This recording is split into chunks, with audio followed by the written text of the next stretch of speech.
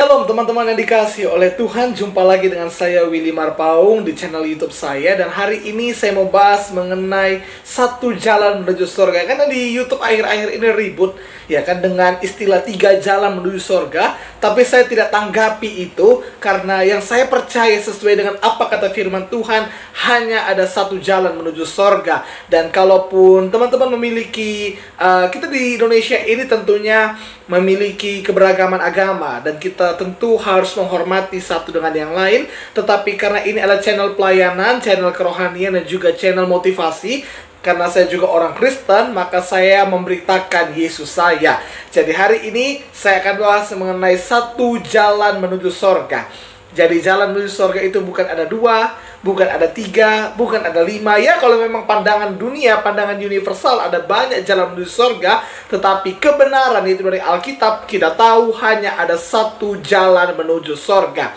Nah, di dalam Efesus 2 ayat 8-9 dituliskan, sebab karena kasih karunia kamu diselamatkan oleh iman. Itu bukan hasil usahamu, tetapi pemberian Allah. Itu bukan hasil pekerjaanmu. Jangan ada orang yang memegahkan diri. Kasih karunia Tuhanlah yang menyelamatkan kita. Kita bisa masuk surga bukan karena perbuatan baik kita. Kita bisa masuk surga bukan karena kehebatan kita, bukan karena pekerjaan kita, bukan karena hasil perbuatan kita, tidak. Tetapi kita masuk surga karena kasih karunia, karena iman kita kepada Tuhan Yesus. Jadi jelas sekali dari Alkitab dikatakan bukan karena perbuatan baik kita, bukan karena kita mengasihi, bukan karena kita berbuat baik kita masuk surga. Tapi apakah kita harus berbuat baik? Berarti kita nggak perlu berbuat baik dong. Berarti kalau misalnya kita sudah percaya Yesus, kita sudah beriman kepada Yesus, kita nggak perlu berbuat baik. Nanti kita akan lihat bersama-sama. Nah, selanjutnya Roma 10 ayat 9-10 mengatakan, sebab jika kamu mengaku dengan mulutmu bahwa Yesus adalah Tuhan,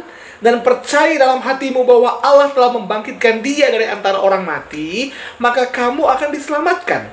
Karena dengan hati orang percaya dan dibenarkan, dan dengan mulut orang mengaku dan diselamatkan. Jadi ini saja jalan menuju kepada keselamatan. Mengaku dengan mulut bahwa Yesus itu adalah Tuhan, dan percaya dalam hati bahwa Dia datang ke dunia ini menjadi sama dengan manusia, mati di kayu salib, dikuburkan, bangkit, naik ke surga kembali, dan akan datang kembali menjemput kita.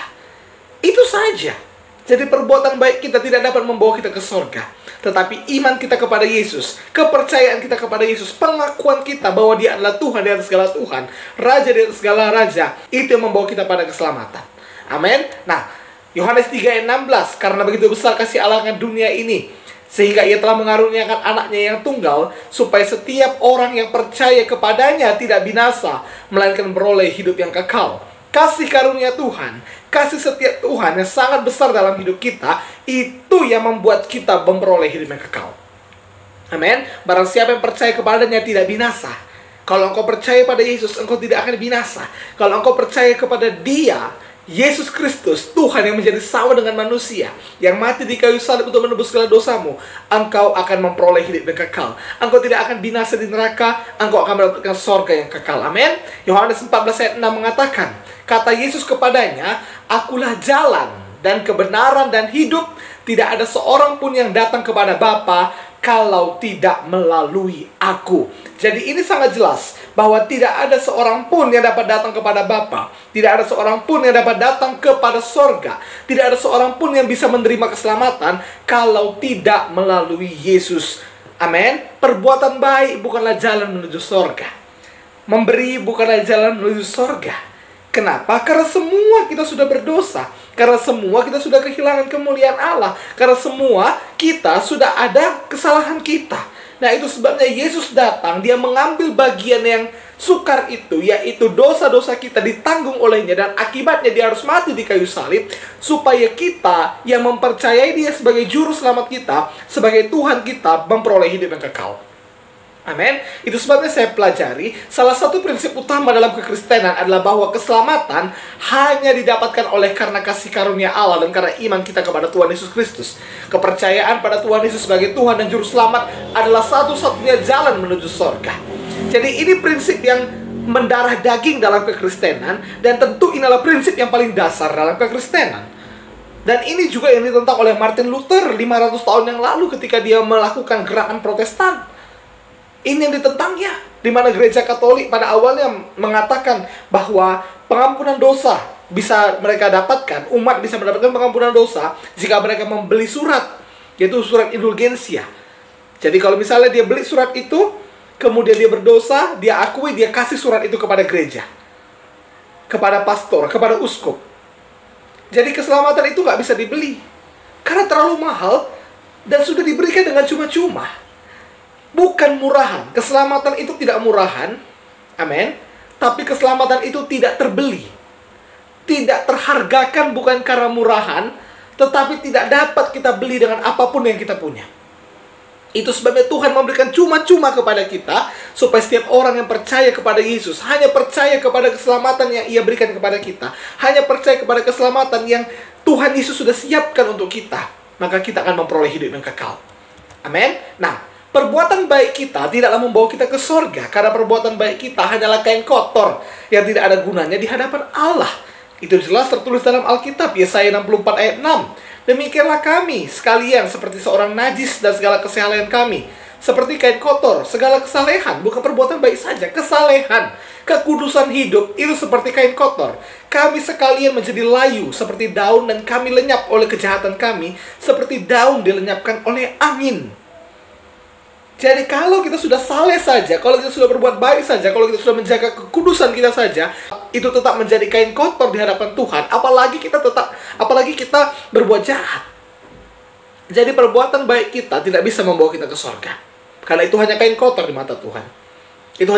Itu hanya hal-hal yang tidak berguna bagi Tuhan, karena memang kita semua sudah berdosa. Nah, namun perhatikan, bukan berarti kalau misalnya kita itu sudah terima Yesus, maka kita tidak perlu hidup kudus, kita tidak perlu hidup saleh, kita tidak perlu berbuat baik. Tidak. Setelah kita terima Yesus, sebagai Tuhan dan Juru Selamat kita, artinya kita sudah percaya pada Tuhan Yesus, dan kita sudah pasti untuk masuk surga, kita harus hidup sesuai dengan firman Tuhan. Kita harus berbuat baik, kita harus memberitakan Injil, kita harus melayani Tuhan, serta menjadi berkat bagi orang lain. Nah, jadi sebelum kita terima Yesus, sebelum kita menerima Yesus sebagai Tuhan dan Juru Selamat kita, maka perbuatan baik kita, kesalehan kita, kekudusan kita, itu adalah kain kotor di mata Tuhan. Itu tidak berguna, karena semua kita sudah jatuh dalam dosa, dan upah dosa ialah maut. Upah dosa adalah neraka. Tetapi setelah kita percaya pada Yesus, itu sudah pasti membawa kita mati ke sorga, membawa kita pasti masuk ke dalam kerajaan sorga. Tetapi setelah kita terima Yesus itu, kita berbuat baik. Kita harus berbuat baik. Mengapa? Karena kebaikan kita itu memang tidak membawa kita ke sorga. Ya, kebaikan kita itu tidak membawa kita ke sorga, tapi itu membawakan pahala atau upah bagi kita nanti di sorga. Wahyu 22 ayat 12 bilang gini, sesungguhnya aku datang segera, dan aku membawa upahku untuk membalaskan kepada setiap orang menurut perbuatannya. Jadi Tuhan Yesus akan datang kedua kali, dan bagi setiap orang, tadinya dia yang belum percaya Yesus, dia akan mendapatkan upahnya, yaitu neraka yang kekal. Tetapi orang-orang yang sudah percaya Yesus, kita sudah menerima sorga, dan perbuatan baik kita setelah kita terima Yesus, mungkin kita melayani, mungkin kita memberi, mungkin kita memberitakan Injil, kita menjadi berkat buat orang lain, kita melakukan hukum-hukum firman Tuhan, kita menjaga kekudusan hidup kita, itulah yang mendatangkan upah, itulah yang mendatangkan pahala, itulah yang mendatangkan mahkota bagi kita di sorga. Itu sama sekali tidak menambah keselamatan kita, karena keselamatan kita sudah mutlak kita dapatkan dari pengorbanan Yesus di kayu salib. Pengorbanan Yesus di kayu salib mempersiapkan, memberikan keselamatan kepada kita, dan siapa yang percaya pada Yesus, dia akan diselamatkan. Dan ketika kita sudah diselamatkan, kita melakukan perbuatan baik, kita memberi, kita mengasihi, itu mendatangkan upah, itu mendatangkan pahala bagi kita. Itu sebabnya, sebagai kesimpulannya, terimalah Tuhan Yesus sebagai Tuhan dan Juru Selamatmu, karena hanya pribadi dari sorgalah yang dapat membawamu ke sorga. Amin. Saya berdoa kiranya video ini bisa memberkati, bahwa bukan 3 jalan menuju sorga, hanya satu,